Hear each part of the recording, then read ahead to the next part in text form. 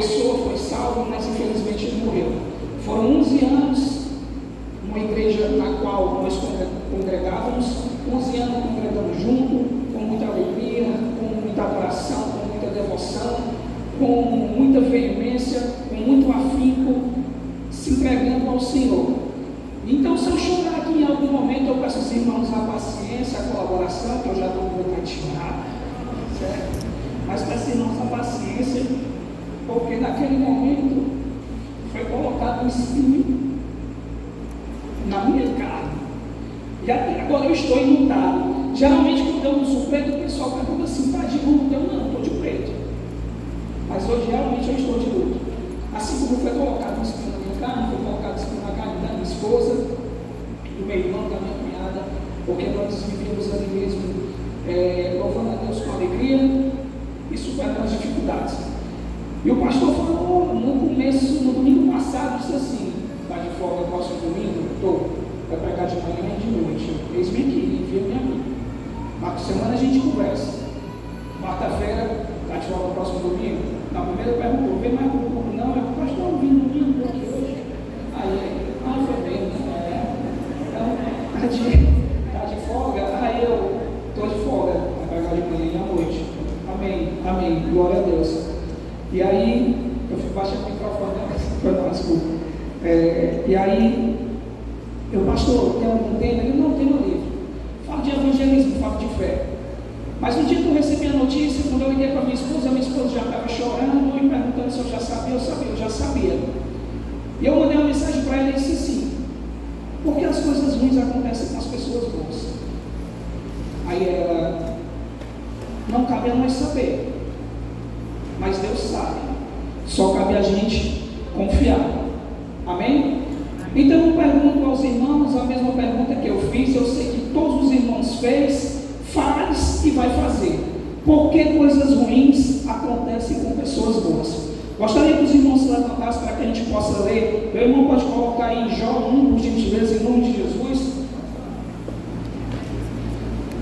Coloca aí no livro de Jó, a partir do capítulo 1 mesmo. A minha versão, toda vida eu tento ser igual a daqui, mas não é, porque aqui é a nova versão, né? Relacionada à minha, a fiel corrigida.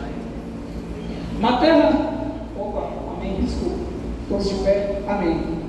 Na terra de Uz vivia um homem chamado Jó. Era um homem íntegro e justo, temia a Deus e evitava fazer o mal.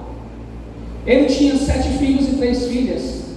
Possuía 7.000 ovelhas, 3.000 camelos, 500 jutas de bois, 500 jumentas. Além disso, tinha muita gente a seu serviço. Era o homem mais importante do Oriente. Os seus filhos costumavam dar banquetes em casa, um de cada vez, e convidavam suas 3 irmãs para comerem e beberem com eles. Terminando o período de banquete, Jó mandava chamá-los e os purificava. De madrugada ele oferecia um holocausto em favor de cada um deles, pois pensava: talvez os meus filhos tenham em seu coração pecado e amaldiçoado a Deus. Esta era a prática constante de Jó. Certo dia os anjos vieram apresentar-se ao Senhor e Satanás também veio entre eles. O Senhor perguntou a Satanás: de onde veio? Satanás respondeu ao Senhor: de perambular pela terra e andar por ela. Então o Senhor disse a Satanás: reparou no meu servo Jó? Não há ninguém na terra como ele, um homem íntegro e justo, que teme a Deus e evita fazer o mal. Satanás respondeu: será que Jó não tem razões para temer a Deus? Acaso tu mesmo não puseste uma cerca em volta dele, da casa dele e de tudo que ele possui? Tens abençoado tudo o que ele faz, de modo que os seus rebanhos estão espalhados por toda a terra. Estende, porém, a mão e fere tudo o que ele tem, e com certeza ele te amaldiçoará na tua face. O Senhor disse a Satanás: pois bem, tudo o que ele possui está nas suas mãos, apenas não toque diretamente nele. Então Satanás saiu da presença do Senhor. Certo dia, quando os filhos e as filhas de Jó estavam em um banquete, comendo e bebendo vinho na casa do irmão mais velho, um mensageiro veio dizer a Jó: os bois estavam arando e os jumentos pastavam por perto. Quando os sabeus os atacaram e os levaram embora, mataram a espada os empregados. Eu fui o único que escapou para lhe contar. Enquanto ele ainda estava falando, chegou outro mensageiro e disse: fogo de Deus caiu do céu e queimou totalmente as ovelhas e os empregados. e eu fui o único que escapou para lhe contar. Enquanto ele ainda estava falando, chegou outro mensageiro e disse: os caldeus vieram em 3 bandos, atacaram os camelos e levaram embora, mataram a espada os empregados, e eu fui o único que escapou para lhe contar. Enquanto ele ainda estava falando, chegou outro mensageiro e disse: os seus filhos e suas filhas estavam em um banquete, comendo e bebendo vinho na casa do irmão mais velho. Quando de repente um vento muito forte veio do deserto e atingiu os 4 cantos da casa, que desabou sobre eles. Todos morreram e eu fui o único que escapou para lhe contar. Ao ouvir isso, Jó se levantou, rasgou o manto e rapou a cabeça. Então prostrou-se com o rosto em terra em adoração e disse: nu saí do ventre da minha mãe e nu partirei. O Senhor deu, o Senhor levou, louvado seja o nome do Senhor. Amém? Aleluia. Podemos sentar-se por gentileza. Porque coisas ruins acontecem com pessoas boas. É difícil responder. Mas Jó era um homem íntegro, honesto, se desviava do mal e temia a Deus. Mas primeiramente eu quero dizer aos irmãos que não há ninguém bom. Quem é bom neste mundo? Quem é bom? Lá em Marcos, no capítulo 10, no versículo 17, chega um jovem rico, se ajoelha diante do Senhor e diz assim: bom mestre, o que eu posso fazer para herdar a vida eterna? Aí no 18 Jesus responde: por que me chamas de bom? Não há um outro bom senão Deus. Lá em Romanos, no capítulo 7, no versículo 19, Paulo vai dizer: pois não faço o bem que quero, mas o mal que eu não quero, esse sim eu faço. Então não há ninguém bom neste mundo para que não possa sofrer. Não há, não há. Até mesmo esse jovem rico, que fazia tudo, respeitava as leis mosaicas, que quando ele falou tudo, Jesus olhou: poxa, esse cara aqui dá para andar comigo. Mas falta só uma coisa: vai, vende o que tu tem, dá aos pobres e segue. Acho que ele foi a única pessoa que se encontrou com Jesus e saiu pior do que quando chegou, porque ele não voltou mais. O interesse pelo dinheiro foi maior do que andar com Deus. Jó era o maior do Oriente, ou seja, o mais rico. Jó era bom para os seus serviçais. E certa feita, os anjos do Senhor, os filhos de Deus, foram lá ter com ele, e Satanás estava, quando ele pergunta: estás por onde? Estou aí a perambular, a andar pela terra. E em nenhum momento Satanás pergunta: e aí Jó, o que é que está fazendo? Muito pelo contrário, Deus é quem mostra: observaste o meu filho Jó? É Deus quem mostra, não é Satanás que me instiga. Homem reto, íntegro, temente a Deus, que se desvia do mal, claro, mas tu tem blindado tudo dele. Ele é rico, ele é bem de saúde, ele tem 10 filhos, ele tem esposa, todo mundo gosta dele, ele ajuda a todos. Agora faz o seguinte: tire isso daí dele, toca nas finanças dele, toca na família dele, toca na reputação dele. Toca no nome dele aí, para ver, bota ele na pobreza, para ver se ele não vai blasfemar contra ti. Aí Deus olha e diz assim: vai lá, toca, só não toca na vida dele. Nisso daí tu não pode. Muitas vezes, meu irmão, muitas vezes não, Satanás está aí, perambulando nas ruas, perambulando sim. Até porque, lá no 1 Pedro, no capítulo 5, né? Versículo 8, ele vai nos dizer o seguinte: que o diabo ele anda perambular como um leão rugindo, atrás de devorar as pessoas. E se nós dermos brecha, ele vai sim nos devorar, mas vai nos devorar na nossa fraqueza. E a nossa fraqueza é quando nós estamos passando dificuldades. Quando estamos passando por qualquer tipo de alegria, estamos na abundância, está tudo bem, está sorrindo, muitas vezes esquecemos até de louvar a Deus. Mas no momento de tristeza, no instante, nós vamos para onde? Aos pés do Senhor.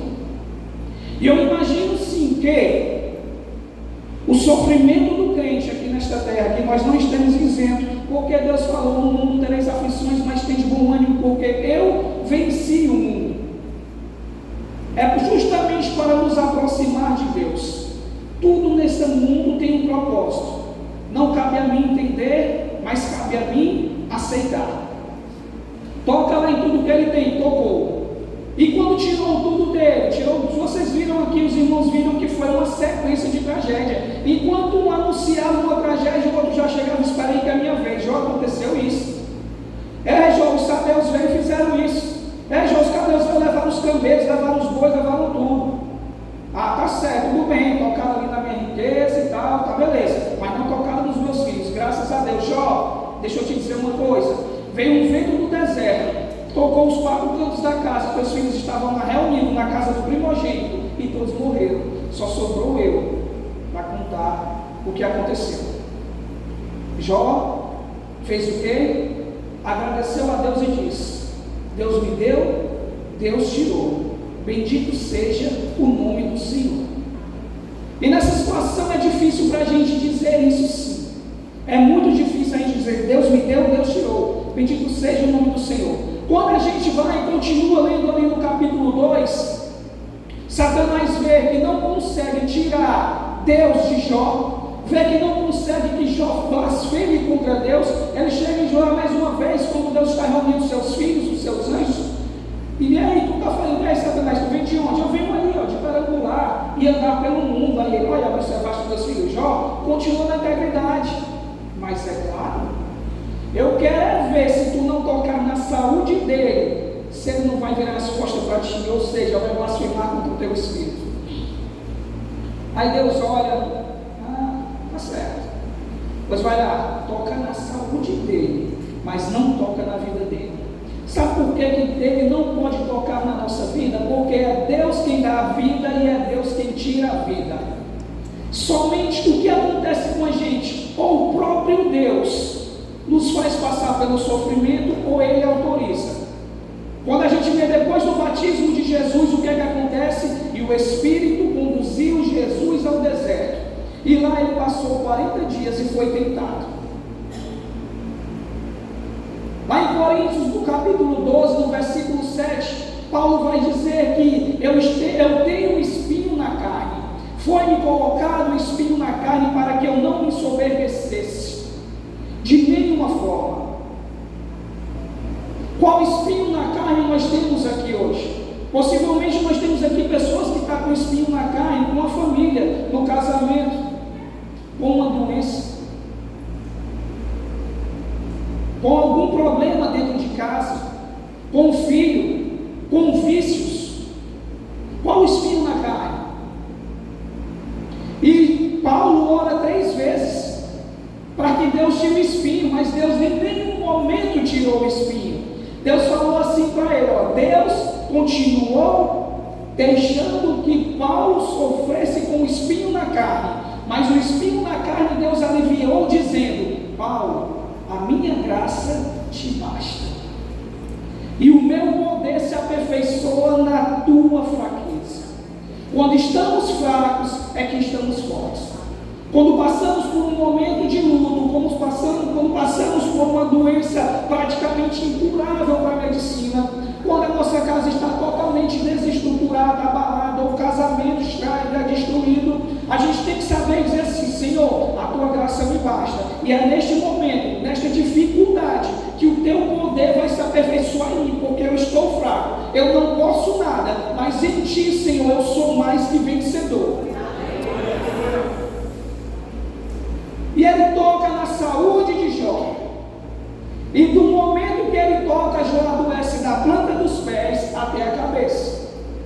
E a única coisa que dá para Jó se sustentar com aquela doença é um caco de tijolo, de telha. Algumas versões dizem que é um caco de telha, para que ele possa se coçar. E aí a mulher de Jó olha para ele e diz assim: tu ainda mantém a tua integridade? Amaldiçoa esse teu Deus e morre. Falas como uma louca. Falas como uma louca. Do pó eu vim, ao pó eu vou voltar.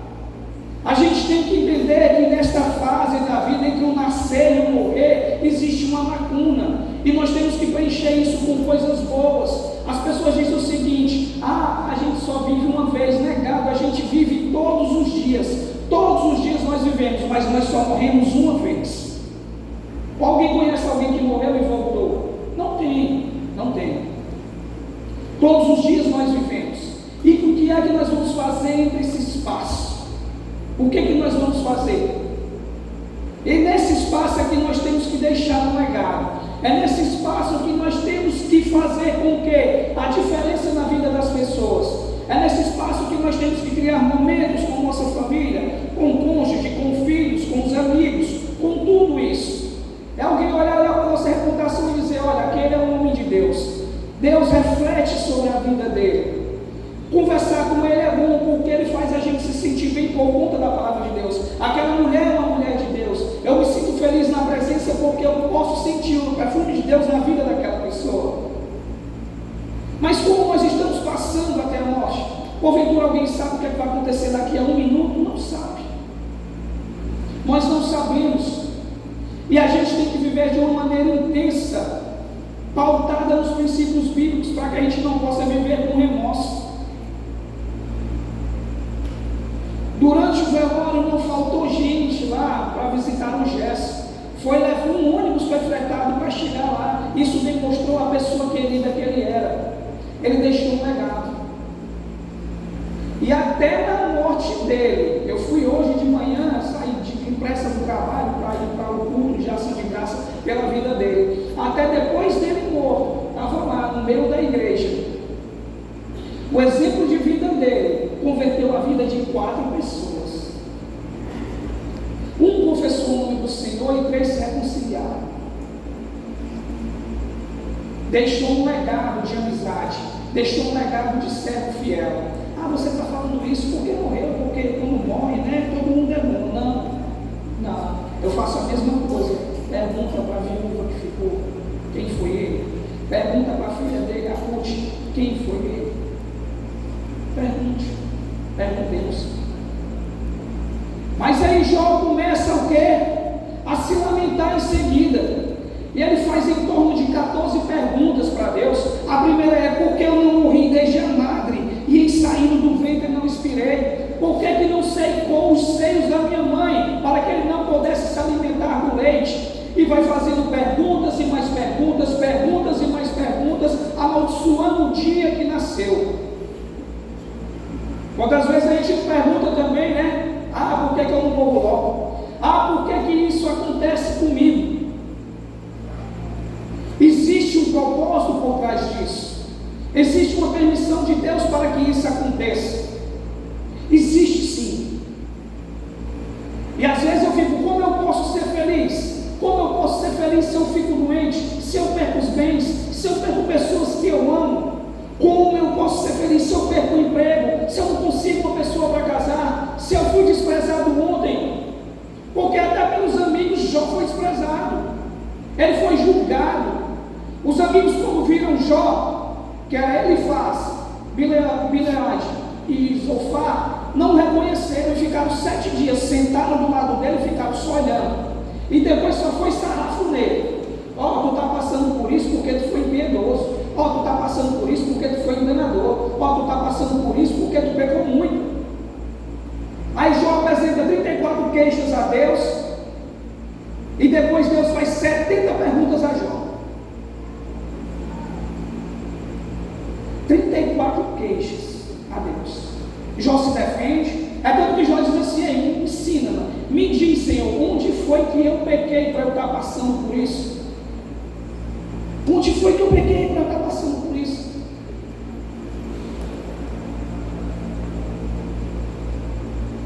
Posso falar, Eduarda? Por que Eduarda passa por um momento difícil?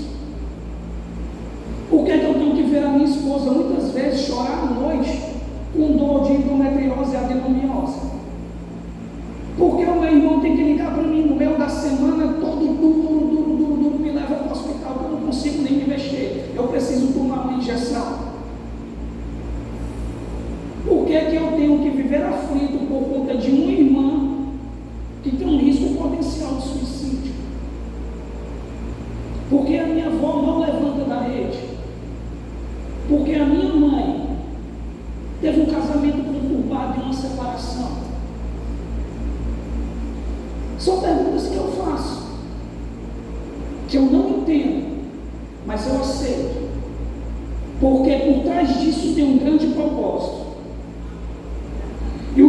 objetivo final não é aqui nessa terra, porque aqui nós somos apenas peregrinos. O nosso objetivo final é na glória do Senhor, onde não haverá choro, nem pranto, nem ranger de dentes. E nós estaremos depois, além do Rio Azul, onde as ruas são de ouro e de cristais, onde os muros são de jaspe, e onde a glória de Deus vai reinar sobre nós eternamente. Isso aqui é apenas um espaço. Romanos capítulo 8, versículo 32, ele vai dizer o seguinte: ele não poupou nem o seu próprio filho. Se ele não poupou nem o próprio filho, que está nós? Ou Jesus não sofreu, mas Isaías vai dizer: agradou Deus moê-lo. Pai, lá no Getsemane significa, sabe o que? Prensa de azeite. Foi lá onde ele foi prensado, foi lá onde ele suou sangue. Suar sangue, meus queridos irmãos, é no momento mais difícil, e o estado físico muito avançado, você sua sangue. E foi lá onde ele suou sangue, e ele pegou e disse assim: Senhor, por favor, afasta de mim este cálice, mas que seja feita a tua vontade, não a minha. Voltou: Senhor, afasta de mim este cálice, seja feita a tua vontade, não a minha. Senhor, afasta de mim este cálice, que seja feita a tua vontade, não a minha. Ele desceu: embora, vamos lá, porque o espírito está pronto, mas a carne é fraca. E já estava preparado para descer, para ser açoitado, para ser esmoceteado, para ser cuspido, para ser humilhado, para ser injustiçado, para que nós fôssemos justificados. Que são nós que não vamos passar por sofrimento? Paulo sofreu, morreu sozinho. Pedro foi crucificado de cabeça para baixo. João Batista, o maior homem nascido de mulher, a voz que clamava no deserto, teve a cabeça decapitada, arrancou-se a cabeça dele. Estevão morreu apedrejado, o jovem Estevão, exemplo para todos os jovens da igreja, morreu apedrejado por pregar a palavra de Deus. Somos tão merecedores de não passar por sofrimento? E eu lembro que o pastor falou assim: fala de fé, para passar por sofrimento próximo de Deus, nós temos que ter fé. Chorar, passar por tormento, perder, sofrer, não significa abandono de Deus. É nas adversidades que surgem as oportunidades, e o sofrimento é para nos aproximar do Senhor Jesus. O salmista Davi, ele se encontra totalmente amargurado da alma, e ele diz o seguinte: assim como a corça anseia por água, o meu coração, Senhor, o meu coração tem sede de Ti. O meu coração tem sede de Ti, eu preciso de Ti. A corça é um servo. É um servídeozinho aí de 95 a 135 centímetros, que deve beber água todos os dias. Não somente para matar a sua sede, mas também para se manter hidratado. E ele não bebe qualquer tipo de água, ele só bebe água pura. E ele sente o cheiro da água pura. Quando ele desidrata, a sua pele começa a rachar, e ele começa a liberar odores. E esses odores fazem com que os seus predadores se aproximem para predá-lo, para devorá-lo. Então observe, que é no momento em que ela está passando por uma dificuldade, que libera o quê? Odor para ser devorado. É justamente no momento de dificuldade que queremos abandonar a Deus muitas das vezes. Não, Senhor, não admito que isso aconteça comigo não. Será que o Senhor existe mesmo? E quando a gente fala, será que existe mesmo? Por que passamos por isso? Nós começamos a liberar o odor para que o inimigo possa nos tragar, porque essa é a brecha que a gente deixa para ele vir. Ei, eu tenho aqui o que te dá, viu? Vem cá que eu te ofereço. Só que ele vem bonitinho. Quando tira a máscara, é a coisa mais feia do mundo, que quer nos levar para o lago do fogo. E assim a costa, ela anseia por água. Então no momento ali, a gente está ansiando por Deus, se aproximando de Deus. Senhor, eu anseio por Ti, porque eu não quero ser tragado pelo inimigo. A minha alma tem sede de Ti. Aí lá no 42:5 ele vai dizer o quê? Porque está aflita a minha alma. E ao mesmo tempo ele responde: espera em Deus, espera em Deus. E foi assim que Jó fez, esperou em Deus. Depois de ouvir o quê? 70 perguntas. Jó, onde tu estava quando eu fiz o firmamento? Jó, onde tu estava quando eu coloquei ali o limite dos mares?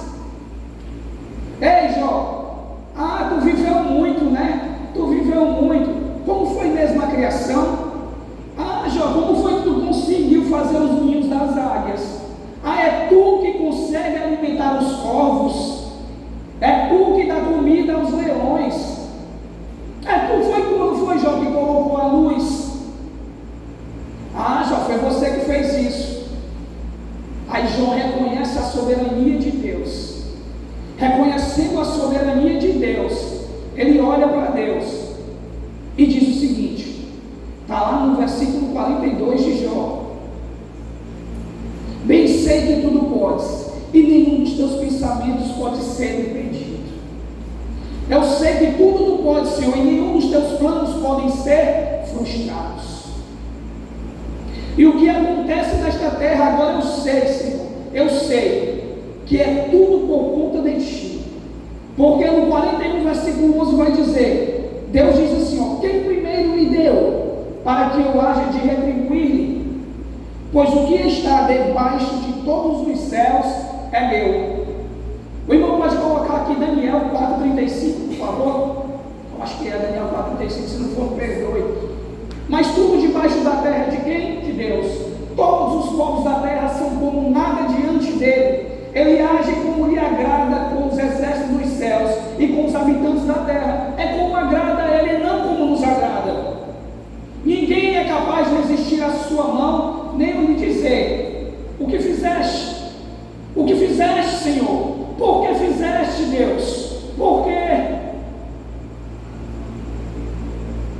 Por que fizeste isso comigo?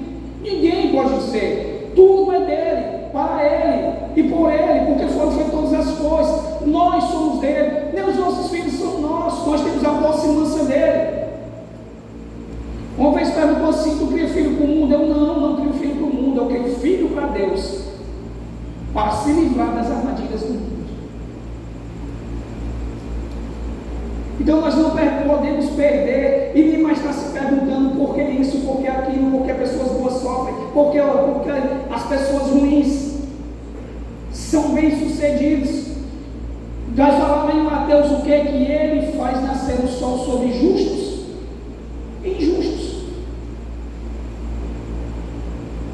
E o bem e o mal, o que fazer? Se o mal fosse só para as pessoas boas, ele seria mal? Não. O mal é para pessoas boas e ruins. Se o mal fosse só para pessoas boas, ele seria justiça. O bem, se fosse só para pessoas ruins ou boas, ele seria justiça. Mas ele cabe para quem? Tanto o bem como o mal é para justos e injustos.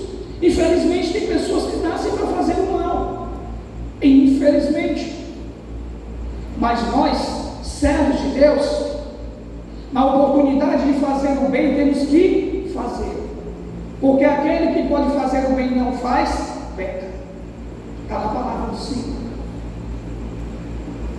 E nas adversidades surgem as oportunidades.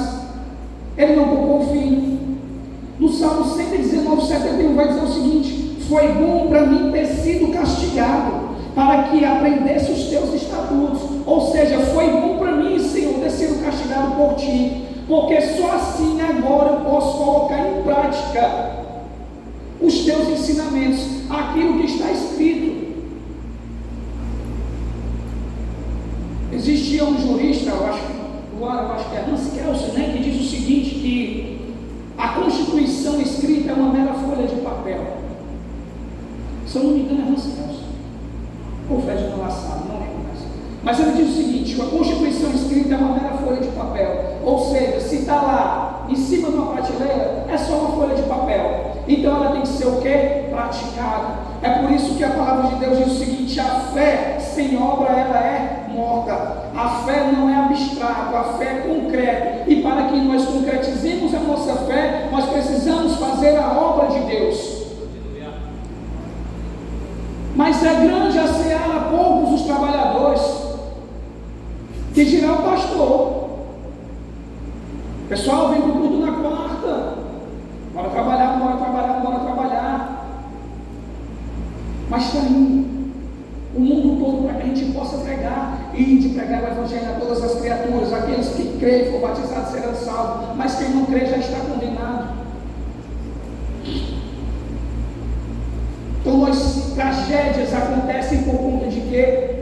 Por que uma criança morre? Por que um idoso é estuprado? Onde está Deus nesse momento? A mesma pergunta de Jó são perguntas retóricas, são perguntas que Deus sabe responder. Estou aqui no mesmo canto de todo sempre, no mesmo canto. Eu acredito que Deus é aquela pessoa que sofre também junto comigo, com aquela pessoa que está sofrendo naquele momento, com aquela pessoa que está ali com o casamento. Deus está ali, pô, não, ó, o que eu uni, o homem não separa, não. São vários jovens morrendo ainda, não, ó, eu vim para que todos tenham vida, mas tenham vida plenamente, mas está tudo errado, está tudo errado.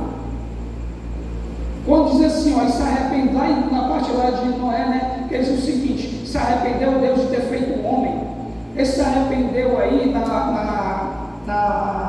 tradução original, no hebraico significa voinashim, que significa dilatar as narinas. É aquela mesma história quando o filho chega cheio de nota vermelha no boletim e apresenta para o pai. Aí o pai fala assim, ó. Aí diz o seguinte: não, eu não estou pagando colégio para tu tirar nota baixa, não. É para tu tirar nota boa. É a mesma coisa que Deus falou assim: ei, eu não fiz vocês para estar se prostituindo, não. Quer dizer, não fiz nós, né? Não fiz nós. Como se fosse para ele, que eu gosto de me incluir, para se sentir excluído, né? Mas tudo que eu estou falando aos irmãos cabe a mim também, tá? Eu não fiz você, pronto. Eu não te fiz, Márcio, para tu ser um prostituto, não. Eu não te fiz para tu adulterar. Eu não te fiz para matar. Eu não te fiz para tu roubar. Eu não te fiz para tu humilhar o teu irmão. Eu não te fiz para tu desprezar. Eu não te fiz para tu ser soberbo. Não te fiz para isso, não. Por isso que eu te lavo as narinas, ó. Por isso que eu te lavo. Não foi para isso que eu te fiz, não. Eu te fiz para que tu tenha vida em abundância. Eu te fiz para que vocês possam viver em união. Ó, quão bom e suave seja que os irmãos vivam em união. Alegrei-me quando me disseram: vamos à casa do Senhor. É congregação, é todo mundo unido. Não foi para estar se matando, se degradando. Mas ele fala o quê? Que por conta da iniquidade cresceu, o amor de muitos esfriado.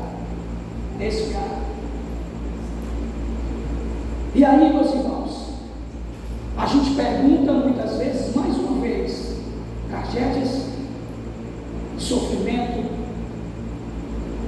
Por que Deus quer que nós tenhamos vida em abundância, mas permite o sofrimento?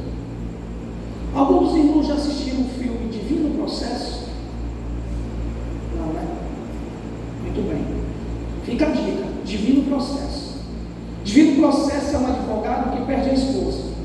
Esse advogado perde a esposa, tem uma sobrinha que passa por um câncer,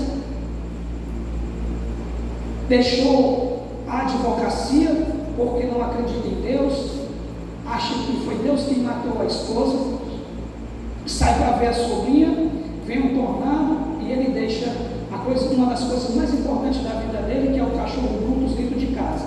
Quando chega na casa da sobrinha, diz que veio o tornado, ele volta correndo, mas não dá tempo de chegar para salvar o cachorro. E aí o tornado vem e destrói a casa toda. E aí ele inventa de processar Deus. Porque no contrato diz o seguinte, ó: o seguro não cobre ações divinas. Aí, ações divinas? Ó, ciclone, tornado, qualquer outra coisa são ações divinas. Ah, então foi Deus quem destruiu a minha casa. Não foi? Foi. Pois eu vou processar Deus. E aí começa esse processo.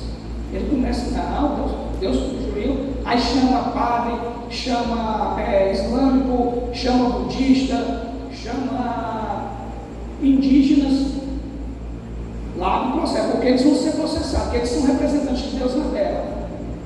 E tem um momento em que ele está sentado lá, o nome desse advogado é Frank, e a advogada de defesa, né, a advogada de Deus, pergunta para o bispo Russi, diz assim: Bispo, sim, por que coisas ruins acontecem com pessoas boas? Aí ele diz o seguinte: para essa pergunta é preciso conhecer o desconhecido. Ou seja, é preciso conhecer a mente de Deus. Eu sei que as tragédias nós não entendemos, mas para quem tem fé, elas têm um significado. Tá certo. Mas essas coisas que acontecem, como o senhor Frank fala, é culpa de Deus? Aí ele diz o seguinte: eu pedi forças e Deus me deu coragem. Eu pedi forças e Deus me deu dificuldade para mostrar a minha força. Eu pedi sabedoria e Deus me deu problemas para resolver. Eu pedi coragem e Deus me deu obstáculos para superar. Eu pedi amor e Deus me deu pessoas com problemas para que eu possa ajudar. As minhas orações foram atendidas. Mas com tantas tragédias, por que Deus permite as tragédias? Nos machuca. O Senhor acha que isso é a justiça de Deus em cima de nós? Aí ele diz: não, Deus é a própria justiça. Então o que a gente pede pode vir por meio de algo que não nos agrada. Eu contei até para o meu irmão no dia 28/8/2018, eu estava indo para o meu trabalho, quando parei no sinal da Misterral, ali na antiga rodoviária dos Pobres, e vim orando, e disse assim: Senhor, me dá uma forma, Senhor, me dá mais coragem, aumenta a minha fé, para que eu possa saber mais da tua palavra. Por favor, Senhor, por favor, me dá, eu quero entender mais a tua palavra, eu quero buscar. Só que eu sou fraco. Eu te peço em nome de Jesus, amém. Trabalhei. Pastor na igreja na qual eu congregava, lá era Vasconcelos, né? Vasconcelos, vem aqui. Aí eu disse: aí, mas eu tenho uma proposta para te fazer. O que é? Eu quero que tu seja o professor da escola dominical. Tu é doido, não dá certo não, não tenho capacidade para ensinar. Valeu, obrigado, viu? Saí. Quando eu saí, aí eu, peraí, sexta-feira, eu pedi a Deus para que eu entendesse a palavra dele. Então isso aqui é a resposta da minha oração. Mas eu não queria assumir aquela responsabilidade. Bonito, né, professor? Lindo, bichãozão. É só que Deus pronto, aí desce, entrou e pronto, acabou a história. Não é dessa forma. Tem que ter esforço. Tem que ter atitude. O céu responde respostas. É ou não é? Ou ele diz: a quem eu hei de enviar?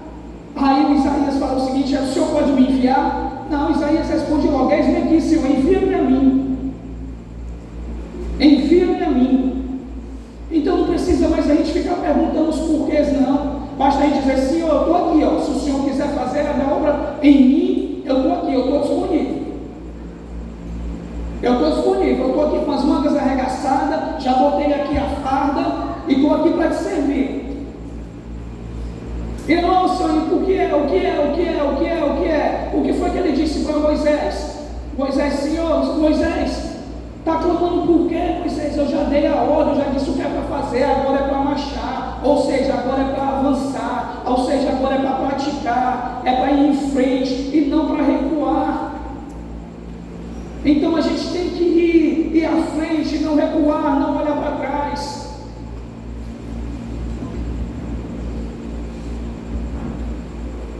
Eu sei, Senhor, que tu podes, e nenhum dos teus planos pode ser frustrado. Jó olha e diz o seguinte: Senhor, eu te conhecia de ouvir, mas agora eu posso te contemplar face a face. Eu vi a face do Senhor, e Jó ainda estava todo mazelado. Os amigos, que em vez de apoiá-lo, criticaram, Deus foi lá e disse o seguinte: olha, vocês foram injustos com Jó, volta para lá, porque agora ele vai orar por vocês. E eles voltaram. E a partir do momento que Jó começou a orar por seus amigos, o cativeiro de Jó começou a ser o quê? Virado. O cativeiro de Jó começou a ser virado. Então, para que você veja que o Deus da oração não tem apenas o poder, mas todo o poder de virar qualquer cativeiro. Porque é a oração do justo, e o Senhor não resiste à oração do justo. Se o Senhor não está escutando as nossas orações, é porque nós não estamos sendo justos. Nós temos que ver onde nós estamos agindo com injustiça, para que nós possamos ter as nossas orações aceitas, como um perfume suave, e não como um aroma para o pregador. Será que assim como a costa a gente consegue sentir o cheiro da água pura, o cheiro do manancial que brota do trono de Deus, aquela água pura, limpa, cristalina, que não nos contamina, mas nos garante a vida eterna? Como ele falou para a mulher: se tu provar dessa água, tu nunca mais terás sede. Será que a gente consegue sentir o cheiro desta água, de ser atraído por Deus? Será que conseguimos? E o cativeiro de Jó sendo virado, e Deus restituiu a Jó o dobro do que ele tinha. O dobro do que ele tinha. Jó teve 10 filhos, mais 10 filhos. Os 5.000 camelos foram para 10, as 500 juntas de boi foram para 1.000, os 3.000 ovelhas foram para 6. Tudo foi restituído ao dobro. E a mulher foi dobrada? Claro que não. Ele não tinha perdido a mulher. Não se fala, mas possivelmente restituiu. Então, meus irmãos, nesta noite, que a gente possa orar com veemência, com afinco, para que Jó possa restituir o cativeiro que estamos passando por algum momento ou por alguma coisa, e restituir aquilo que pertence a nós. Se for a saúde, hoje é noite de restituição. Se for a família, hoje é noite de restituição. Se for o casamento, hoje é noite de restituição. Se for os vícios, hoje é noite de sair, de liberar, de somente se entregar ao Senhor. Se é porta de emprego, vamos orar para que portas de emprego sejam abertas. Mas hoje é noite de restituição. Se tivermos a fé que Jó teve, se pudermos olhar como diz lá em Jó 19:25, eu sei que o meu Redentor vive. Se sabemos que o nosso Redentor vive, então nós temos acesso direto a Ele, porque o véu foi rasgado. Não precisa nenhum intermediador, o único é o Senhor Jesus. Mas não precisa nenhum sacerdote fazer mais sacrifício no templo. O sacrifício já foi feito. O Cordeiro de Deus, que quando Abraão foi sacrificar Isaac, isso mesmo, ele olhou e disse assim: Senhor, está aqui o pai, está aqui o cordeiro, está aqui. Mas cadê o cordeiro? O que é que ele diz? Deus proverá. E atrás dele aparece o quê?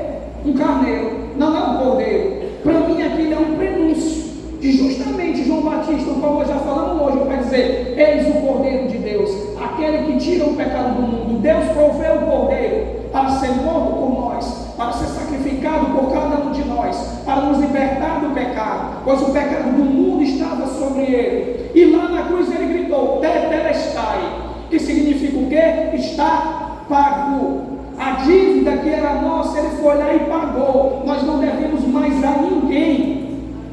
Não há quem possa nos cobrar. E o preço foi o sangue do Senhor Jesus.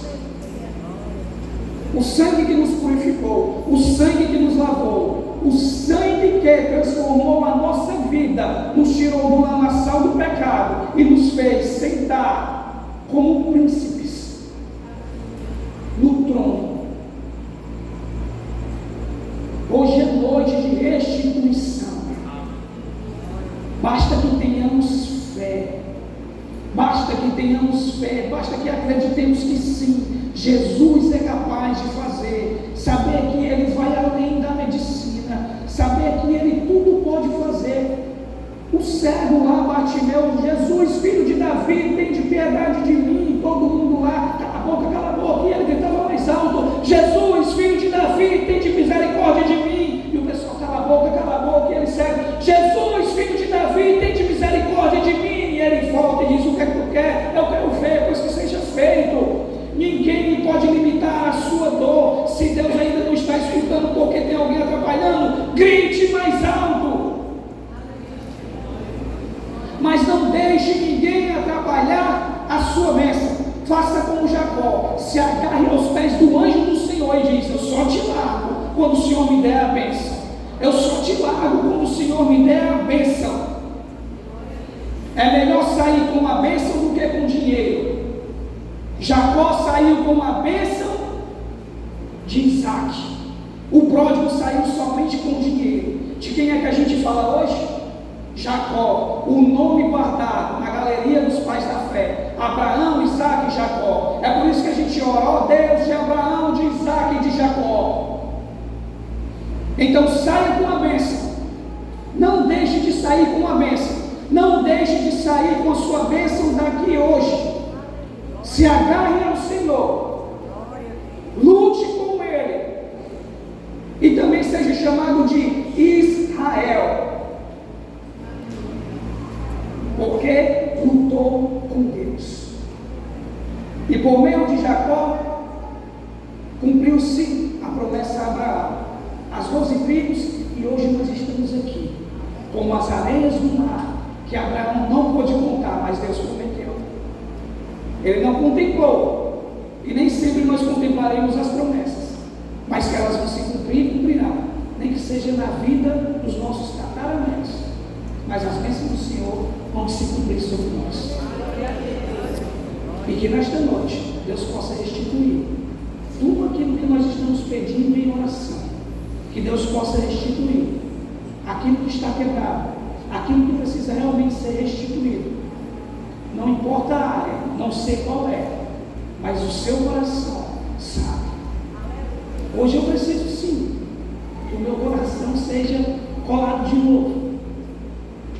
Áreas da minha vida que eu preciso me recuperar de alguns calos. E a pedir a Deus, com a fé de Jó, sem blasfemar contra o Espírito, que nós teremos essa verdadeira restituição. Pastor Enoque.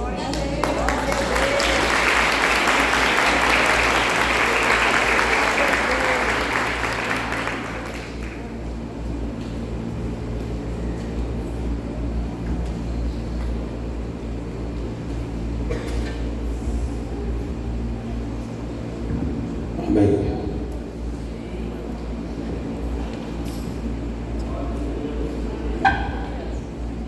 Vamos ficar de pé, irmãos, nesse instante.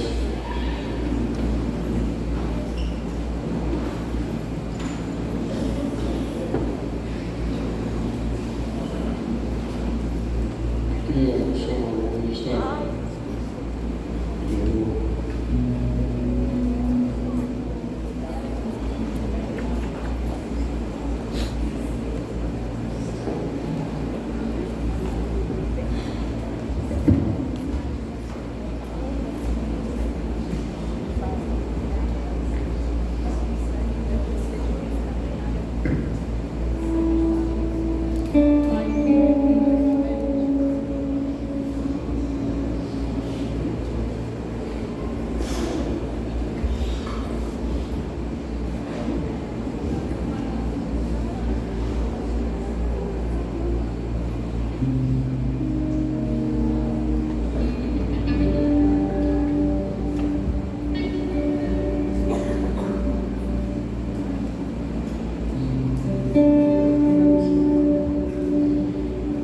Nós vamos cantar uma música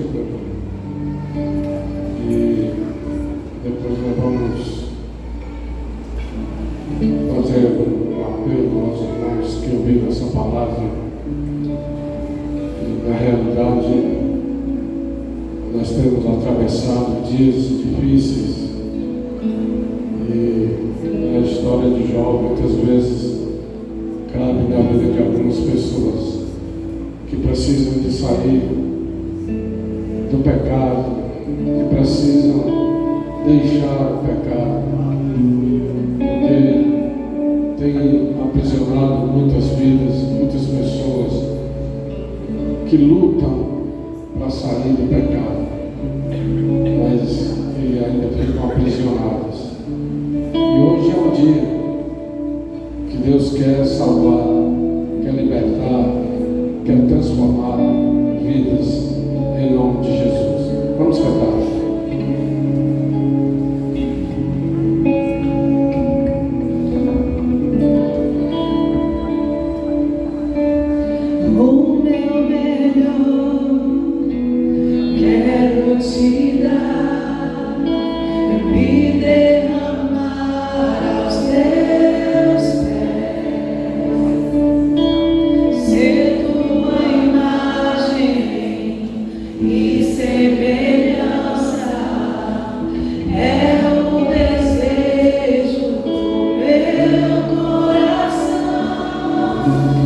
Say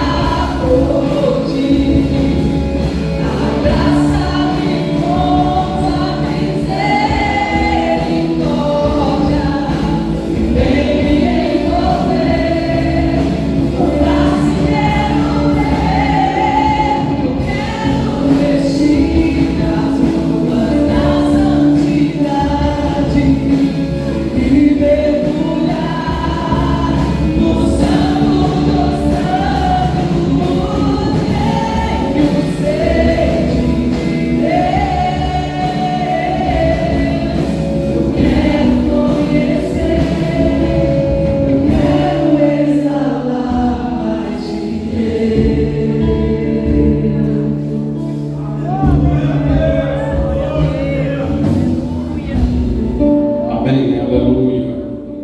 Feche seus olhos. Eu quero nessa noite dizer para você que Jesus, Ele está voltando. E alguém me disse que um dos sinais que nos envolve nesse tempo é a falta de fé. E Jesus, quando esteve aqui, disse isso: porventura, quando o Filho do Homem vier à terra, achará fé? E me parece que as pessoas não acreditam mais, não atendem mais o apelo da palavra de Deus, que nos diz que Ele está às portas, está provando que está chegando. E muitas vezes nós vemos as pessoas se degradando, as pessoas se entregando ao mundo por inteiro, desavenças na família, entre irmãos, em igrejas. E é preciso que nós possamos olhar assim para o tempo e ver que Jesus Cristo está voltando. E eu quero que você que está aqui, que ainda não tem Jesus no seu coração, você entenda isso, que quando Ele voltar, Ele vai voltar não como Salvador, mas como juiz de toda a terra, para julgar aqueles que fizeram o bem e aqueles que fizeram o mal, aqueles que aceitaram a sua mensagem e aqueles que repudiaram a palavra de Deus. Por isso a igreja, ela sempre se levanta para fazer esse apelo. É hora de aceitar a Jesus. A igreja ainda está com as portas abertas para proclamar a mensagem de Deus, para dizer que o homem precisa de Deus. Se você está aqui nessa noite e ainda não tem Jesus no seu coração, e você quer fazer isso, levante assim a sua mão e diga: eu quero aceitar a Jesus, eu quero sair dessa vida, eu quero vida nova, eu quero que Deus habite no meu coração. Se você quer fazer isso, levante a sua mão e nós vamos orar por você, em nome de Jesus.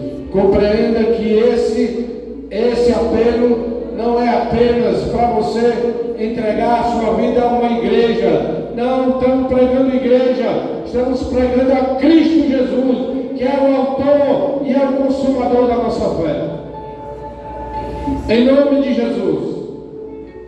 Alguém que quer entregar sua vida a Jesus, saia aí do seu lugar e venha aqui à frente. Nós vamos orar por você, em nome de Jesus. Eu sei, meus irmãos, que as pessoas estão presas por Satanás, nas mãos do diabo, preso nas drogas, nos vícios, preso em alguma coisa que Deus não aprova. E nessa noite Deus está falando ao seu coração: eu quero você e quero abençoar a sua vida, quero te dar vida eterna, vida com abundância.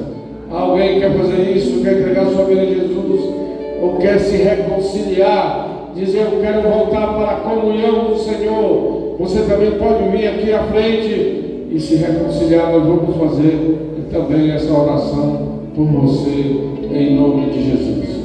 Em nome de Jesus. Eu queria que a igreja estivesse orando, porque esse momento é um momento difícil. É um momento que o diabo coloca medo, é um momento que o diabo coloca vergonha, para que a pessoa não saia do seu lugar, para que a pessoa fique intimidado com as ações do diabo. Mas eu quero dizer para você que, se você conhecer a Cristo, verdadeiramente você vai ser livre, em nome de Jesus. Em nome de Jesus. Amém? Se não há alguém que quer se entregar ou quer se reconciliar, nós vamos orar para encerrar esse momento. Amém? Vamos orar. Pai, nós queremos te agradecer. Agradecer pela tua palavra, Senhor, que renova a nossa mente, que renova as nossas forças. Ó Deus amado, eu quero te pedir nessa noite, Pai, que o Senhor olhe para o teu povo que está está aqui nesse lugar. Pai, são tantas pessoas que estão enfermas, crianças que estão enfermas. Senhor, vem nessa noite e coloca a tua mão poderosa para curar, Senhor, para repreender, Senhor Deus, a enfermidade.